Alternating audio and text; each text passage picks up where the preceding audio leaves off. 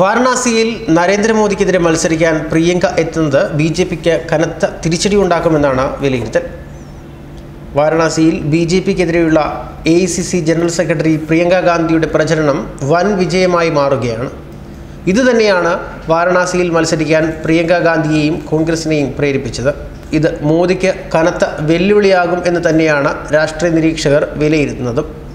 തിരഞ്ഞെടുപ്പിലെ താരപ്രചാരകനായ നരേന്ദ്രമോദിക്ക് രാജ്യവ്യാപക പ്രചരണത്തിനിറങ്ങാൻ പ്രിയങ്കയുടെ സ്ഥാനാർത്ഥിത്വം വിലങ്ങുതടിയാകും എന്നാണ് പറയപ്പെടുന്നത്.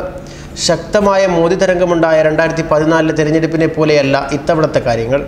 പ്രതിപക്ഷ പാർട്ടികൾ ശത്രുവിനെതിരെ ഒന്നിക്കാൻ സാധ്യതയുള്ളതിനാൽ മണ്ഡലത്തിൽ ശ്രദ്ധ കേന്ദ്രീകരിച്ച് കൂടുതൽ പ്രചരണം നടത്താൻ മോദി തയ്യാറായേക്കും എന്നാണ് ലഭിക്കുന്ന വിവരം.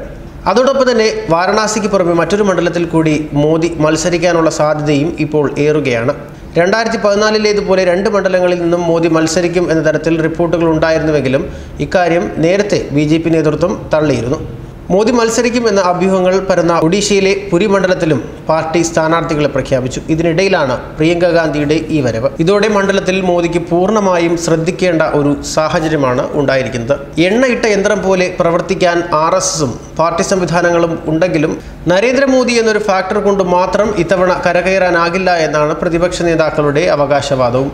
വൻ ഭൂരിപക്ഷത്തിൽ വിജയിക്കുമെന്ന് BJP വൃത്തങ്ങൾ പറയുന്നുണ്ടെങ്കിലും 2014 നേടിയ 3.5 ലക്ഷം വോട്ടിൻ്റെ ഭൂരിപക്ഷം ഇത്തവണ കുറഞ്ഞാൽ അത് തിരിച്ചടിയാകും എന്ന് തന്നെയാണ് വിലയിരുത്തൽ. ഇതിൻ്റെ അടിസ്ഥാനത്തിൽ മോദി കഴിഞ്ഞ തവണത്തേക്കാൾ കൂടുതൽ സമയം മണ്ഡലത്തിൽ ചെലവിടാനുള്ള സാധ്യതയും ഏറുന്നുണ്ട്. അങ്ങനെ വന്നാൽ അദ്ദേഹത്തിൻ്റെ മറ്റ് മണ്ഡലങ്ങളിലെ പ്രചാരണങ്ങളെ അത് ബാധിക്കും എന്ന ആശങ്കയാണ് ഇപ്പോൾ പരക്കുന്നത്. അടുത്തിടെയാണ് എല്ലാവരെയും ഞെട്ടിച്ചുകൊണ്ട് പ്രിയങ്ക രാഷ്ട്രീയത്തിലേക്ക് പ്രവേശിക്കുന്നത്. പടിഞ്ഞാറൻ ഉത്തർപ്രദേശിൻ്റെ ചുമതലയുള്ള AICC ജനറൽ സെക്രട്ടറിയായി നിയമിച്ചതോടെ സംസ്ഥാനത്തെ പാർട്ടി പ്രവർത്തകരും ഉഷാറായി മാറുകയായിരുന്നു.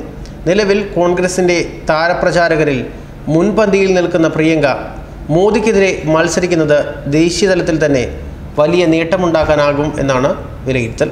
ഒപ്പം തങ്ങളുടെ മുഖ്യശത്രു BJP തന്നെയാണെന്ന സന്ദേശം നൽകാനും പരാജയഭീതി കൊണ്ട് കോൺഗ്രസ് അധ്യക്ഷൻ രാഹുൽ ഗാന്ധി 2ാം മണ്ഡലം തേടിയെന്ന പ്രചരണം മറികടക്കാനും ആകും എന്നാണ് വിലയിരുത്തൽ.